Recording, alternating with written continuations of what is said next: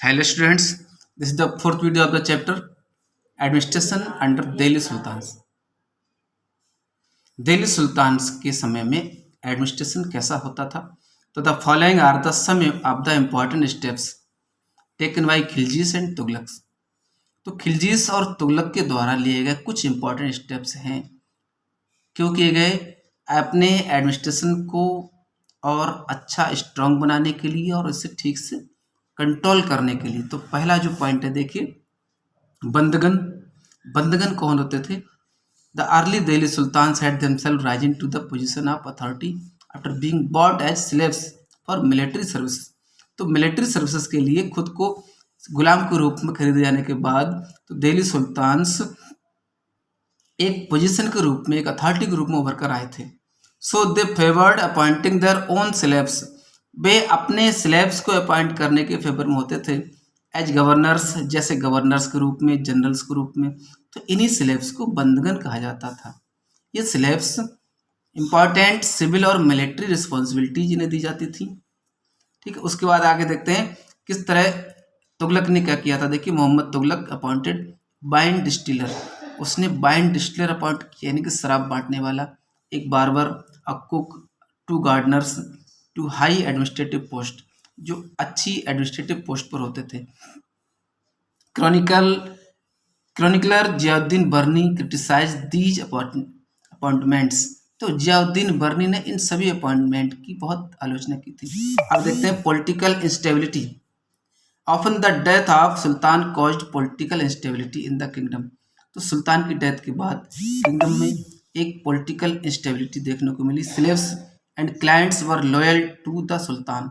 Slaves और client सुल्तान के लिए वफादार होते थे, नॉट टू हिज आयर्स, ना कि अपने आयर्स के लिए. Consequently the new sultan brought his own slaves and clients into the administration. तो नए सुल्तान अपने क्लाइंट्स और स्लेव्स को प्रशासन में शामिल करने लगे. This led to conflict between the old and the new nobility. इससे क्या हुआ कि पुराने और नए नोबिलिटी के बीच एक कन्फ्लिक्ट, झगड़ा शुरू हो गया था. आगे देखते हैं एकता सिस्टम. द एकता सिस्टम और iqtadari was a land based administrative system. तो एकता सिस्टम एक लैंड बेस्ड एडमिनिस्ट्रेटिव सिस्टम होता था जो इल्तुतमिश ने शुरू किया. अंडर दिस सिस्टम, इस सिस्टम में क्या था? The land of the empire was divided into large and small administrative units called iqtas. तो जो लैंड थी बहुत बड़े और छोटे प्रशासनिक यूनिट्स में डिवाइड कर दी जाती थी, उसे इक्ता कहते थे. The iqtas were assigned to nobles और ऑफिसर्स. तो ये इक्तास नोबल्स और ऑफिसर्स के द्वारा असाइन की जाती थी for their services to the sultan. तो सुल्तान की सर्विस के लिए उन नोबल्स और ऑफिसर्स को जमीन दी जाती थी. द इक्ता होल्डर बाज कॉल्ड इक्तादार और मुक्ति. तो इक्ता होल्डर को ही इक्तादार या मुक्ति कहा जाता था. मुक्ति maintained an army of the sultan. तो मुक्ति क्या करता था? सुल्तान की आर्मी को मेंटेन करना. And took care of the law and order of this iqta. अपने इक्ता में लॉ और ऑर्डर की केयर करता था. ठीक है, तो एक्सपेंसिव सर्विस मेन क्या काम होते थे? Tax on cultivation called kharaj. खराज जो एक टैक्स होता था जो कल्टीवेशन जमीन पर लगता था, which amounted about 50% of the peasants produce. जो पीजेंट के प्रोडक्शन का 50% होता था. Tax on cattle and tax on house. आगे देखते हैं कंट्रोल ओवर मुक्तीस. मुक्तीस पर कंट्रोल किस तरह किया जाता था? Both Alauddin Khilji and Mohammad Tughlaq kept a strict watch on the muqtis. मुक्तीस पर इनकी कड़ी नजर रहती थी.